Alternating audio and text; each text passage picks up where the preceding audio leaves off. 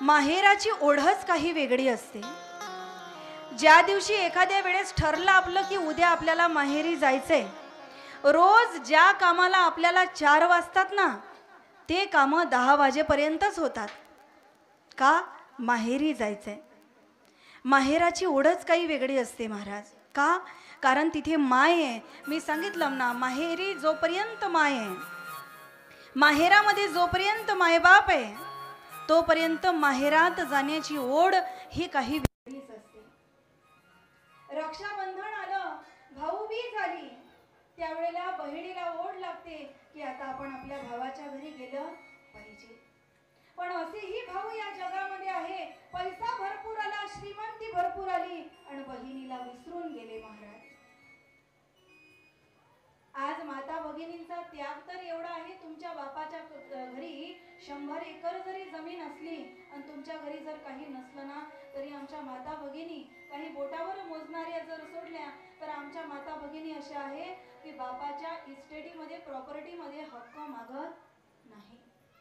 किती असलं म्हणतात, जाऊ द्या, जे असेल माझ्या भावाला, त्यानं खाल्लं काय, माझाच भाऊ आहे, एवढा त्याग आमच्या माता भगिनी करतात.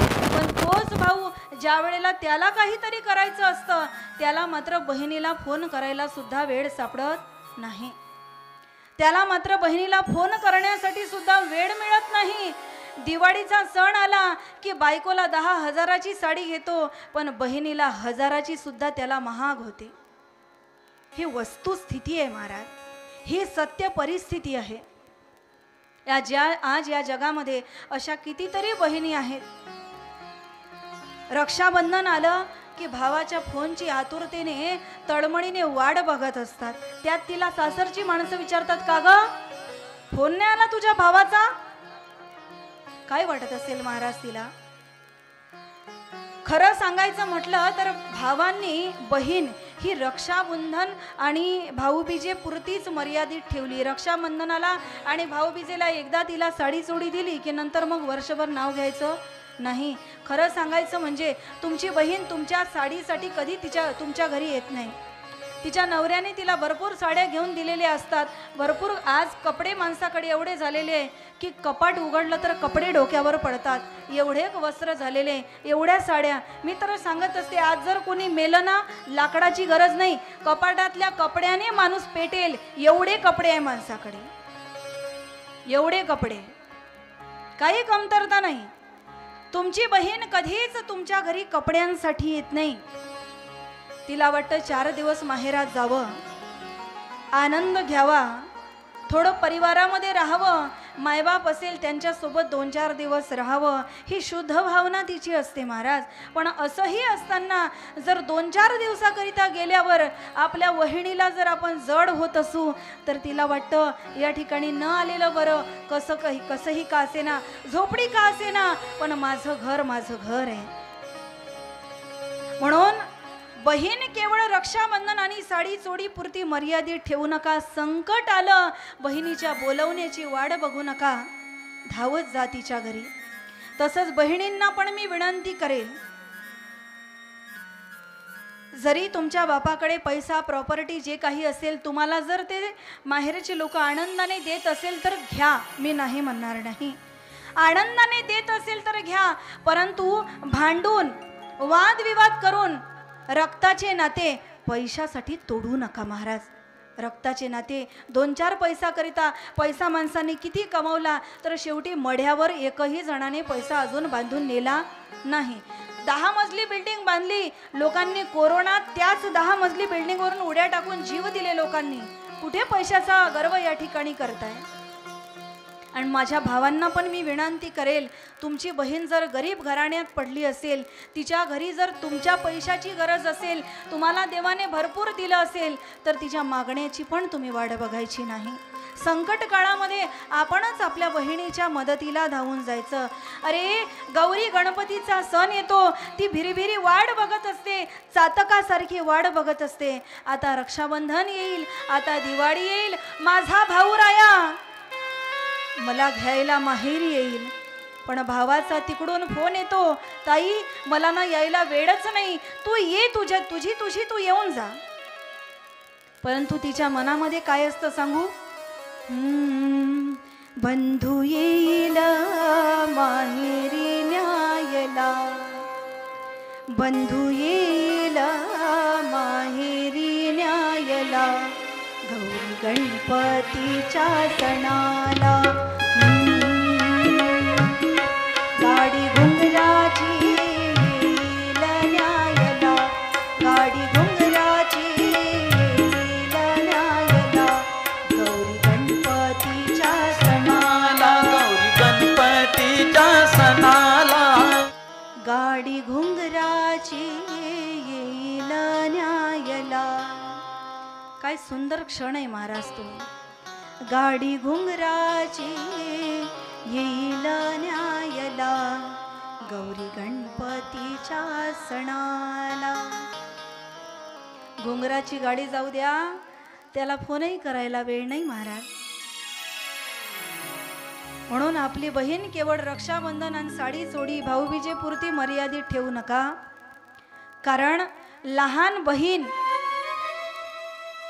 ही लेकरा समान आपल्यासाठी असते.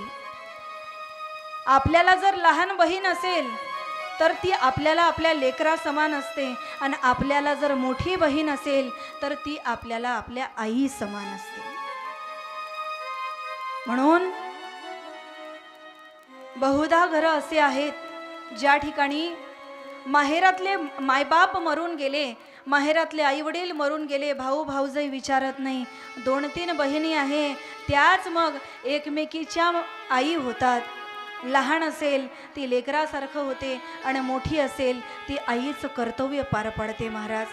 ती आई समान त्या ठिकाणी होते. आणि म्हणून माहेराची जी ओढ असते ती काही वेगळीच असते. वर्षभर नाही, जीवनभर ज्या सासरसाठी आपण जगतो, परंतु एखाद्या दिवशी माहेर हा शब्द जरी ऐकला ना, ज्याच्यामध्ये ओतप्रोत माया भरलेली आहे, प्रेम भरलेला आहे, आनंद भरलेला आहे, सुखाची सावली भरलेली आहे, त्याचं नाव आहे महाराज माहेर. ती आहे माहेर. म्हणून इथे बसलेल्या भावजया पण काही असतील ज्यांना तुमची नणद तुम्हाला घरी आलेली आवडत नसेल. ती काही तुमच्या घरी कायमची नांदायला येणार नाही, कायमची राहायला येणार नाही. बिचारी 2-4 दिवसासाठी येईल ना, राग मानू नका. कारण तिचे मायबाप होते तोपर्यंत तिनं तुमच्याकडून काहीच आशा केली नाही. पण मायबाप ज्या दिवशी मेले त्या दिवशी तिला वाटलं की आता माझी भावजयच माझी माय आहे. तिने माझ्यासाठी फार काही करू नये, परंतु गेल्यावर 2 शब्द तरी प्रेमाने बोलावं. भांड्यांची आदळआपट घरी करू नये, घरी राग करू नये, वादविवाद करू नये, एवढी लहानशी अपेक्षा तिची आहे. म्हणून माहेराची माया, माहेराचं प्रेम प्रत्येकाच्या नेत्रामध्ये पाणी दाटून येतं महाराज. माहेराचं नाव घेतलं की ज्या मुलीचं लग्न होताना तिला प्रत्येक दिवसाला माहेराची आठवण होते. का? तिला स्वयंपाक करताना आठवतं, आपली आई आपल्याला सांगत होती थोडी थोडी कामाची सवय ठेव, लग्न झाल्यावर सगळे देव तुला एका दिवशी दिसतील. नाही ऐकलं आपण. आज किती त्रास होतोय आपल्याला. रोज आपल्याला असं वाटत होतं आपली आई नुसती बडबडच करते, हिला ना कुठले कामच नाही, नुसती माझ्या मागे बडबड लावते, नुसती मला बोल लावते. पण ज्या दिवशी तिचं लग्न होतं ना महाराज, त्या दिवशी खऱ्या अर्थाने तिला आई कळायला लागते. सासरी गेल्यावर प्रत्येक दिवसाला नेत्रातून पाणी वाहतं आणि आईची आठवण येते. त्यावेळेला असली आईची साडी जवळ तर ती साडी हृदयाला कवटाळावी लागते आणि आईची आठवण काढून शांत राहावं लागतं महाराज. माहेराची माया, माईचं प्रेम. आज या संसारातल्या काही प्रथा इतक्या विचित्र आहे ज्या माझ्या मनाला अजिबात पटत नाही. एका मायबापाने तुम्हाला आपली मुलगी द्यायची, काळजाचा तुकडा द्यायचा, आणि लग्न झालं की पहिलं बाळंतपण कोण करणार?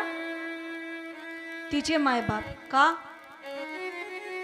मुलगा तुमचा, नातू तुमचा, मोठं झाल्यावर कमाई करेल तर पैसा तुमच्याच घरी देईल, नाव तुमच्याच घराण्याचं मोठं करेल. वंशातलाही तुमच्यात दिवा मिळेल, सगळं तुमच्यासाठी होईल, आणि तिच्या मायबापानं पैसे का लावायचे? तिच्या मायबापानं खर्च का करायचा? ह्या समाजातल्या विचित्र प्रथा आहे महाराज. तुम्हाला कदाचित माझा राग जरी येत असेल, वाईट जरी वाटत असेल, तर हे सत्य आहे. बऱ्याच अशा मुली असतात ज्यांच्या मायबापाच्या घरामध्ये दरिद्री असते, गरिबी असते, कसे तरी बिचारे हाडाचे काळ, रक्ताचं पाणी, जीवाचं रान करून पोरीचं लग्न लावून देतात. आणि एकदा मुलीचं लग्न झालं की 5 वर्ष तरी मायबाप पुढे जात नाहीत. ज्या दिवशी मुलीचा जन्म घरात होतो त्या दिवसापासून तो बाप तिच्या लग्नासाठी पैसा जमा करत असतो, तिला हुंडा द्यावा लागतो म्हणून पैसा जमा करत असतो. आणि ज्या दिवशी मुलीचं लग्न होतं ना महाराज, लग्न झाल्यावर 5 वर्ष बापाला ते कर्ज फेडावं लागतं जे अंगावर लग्नासाठी घेतलं. लग्न होत नाही तर लगेच मकर संक्रांत येते, सासूबाईचे पाय धुवा, त्यांना साडी चोळी घेऊन जा, त्यांचा मानपान करा. सर्व हे करता करता ते एवढे त्या ठिकाणी हवालदिल होऊन जातात. एवढं दुःख त्यांच्या जीवनामध्ये येतं की लग्नाच्या वेळेस मुलीच्या बापाचं जर वय 55 वर्ष असेल ना, तर एका वर्षात तो 65 वर्षासारखा दिसायला लागतो. एवढा मोठा खड्डा त्याच्या जीवनात पडतो. का? मुलीचं लग्न करून दिलं की माहेरचे माणसं त्यांची प्रगती 5 वर्ष तरी करू शकत नाही. तुमच्या घरामध्ये साक्षात लक्ष्मी त्या ठिकाणी लक्ष्मी बनवून ती येते. ज्यांना ज्यांना मुली नसेल दिला ना देवाने, त्यांनी सुनेलाच आपली मुलगी माना. सूनच लक्ष्मीच्या स्वरूपाने तुमच्या घरी आली असं समजा. मी त्या दिवशी पण तुम्हाला सांगितलं, तुमच्या मुलीपेक्षा सुनेला प्रेम जास्त द्या, कारण तुम्ही खाटेवर त्या ठिकाणी बसलात की तुमच्या मुलीला यायला वेळ लागेल. पाणी लाजेने का होईना तुमच्या सुनबाईलाच पाजावं लागेल.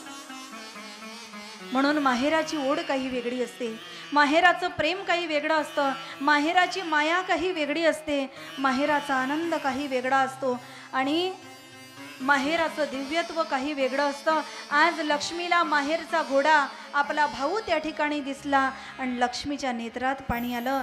माझा भाऊ आला आणि इकडे भगवान विष्णू विचारत होते, लक्ष्मी तू एकसारखी बघते आहे, कोण आहे हा? पण माहेरचा माणूस डोळ्याने दिसला की आजूबाजूचे माणसं डोळ्याने दिसत नसतात. माहेरचं जर कोणी घरी आलं तर मग बाकीचे लोक रोजचेच असतात डोळ्यासमोर, सासू सासरे धीर सगळे रोजचे असतात. यांनी काही म्हटलं तर त्या दिवशी त्यांच्या शब्दाला किंमत नसते. का? आज माझ्या माहेरचं कोणीतरी आलंय. लक्ष्मीचा भाऊ आला होता. भगवान विष्णू विचारायला लागले, कोण आहे हा? तू एकसारखी याच्याकडे बघतेस, तुझ्या डोळ्यात पाणी आलं, मला सांग ना हा कोण आहे?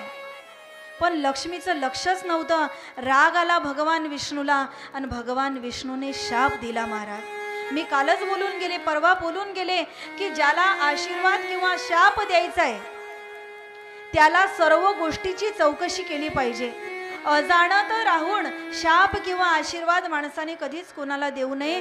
भगवान विष्णूने लक्ष्मीची परिस्थिती जाणून घेतली नाही, ती का त्याच्याकडे बघत होती हे जाणून घेतलं नाही आणि शाप दिला. एवढा मी तुझ्यासोबत बोलतोय, एवढी चर्चा करतोय, तरी सुद्धा तू माझ्याकडे बघत नाही, मला बोलत नाही. मी शाप देतो, घोड्याकडे बघतेस ना तू, पुढच्या जन्मात तू पण घोडी होशील. भगवान विष्णूने लक्ष्मीला शाप दिला.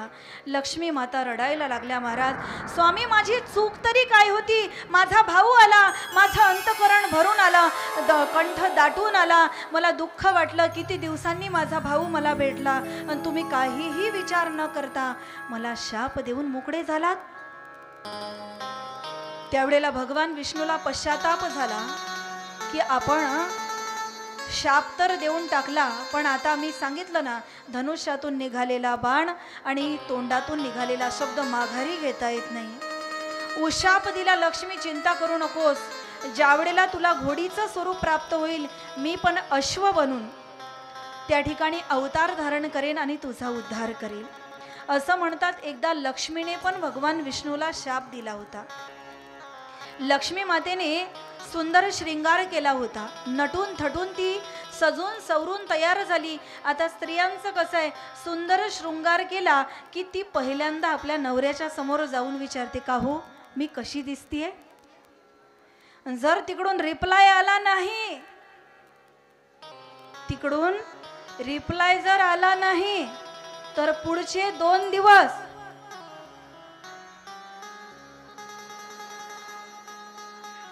जेवण हॉटेलवर जावं लागतं. रिप्लाय लगेच देत चला. स्वयंपाक केला की बोलायचं कामच ठेवायचं नाही. वा काय भाजी बनवली, असं वाटतं बोट पण खाऊन घ्यावे.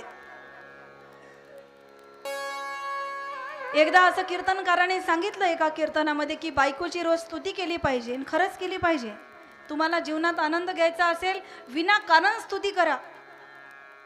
रोज जेवणाची स्तुती केली पाहिजे. कीर्तनात ऐकलं, लगेच उठला, घरी गेला, बायकोला म्हणला ताट वाढ. तिनं ताट वाढलं, हा जेवायला लागला आणि त्यानं लगेच स्तुती केली. वाह काय भाजी बनवली, अप्रतिम, एकच नंबर. ती किचन मध्ये जाऊन लाटणंच घेऊन आली. रोज एवढी चांगली भाजी बनवते तर एकही दिवस कौतुक करत नाही. आज शेजारणीनं दिली तर एवढं कौतुक करायला लागले.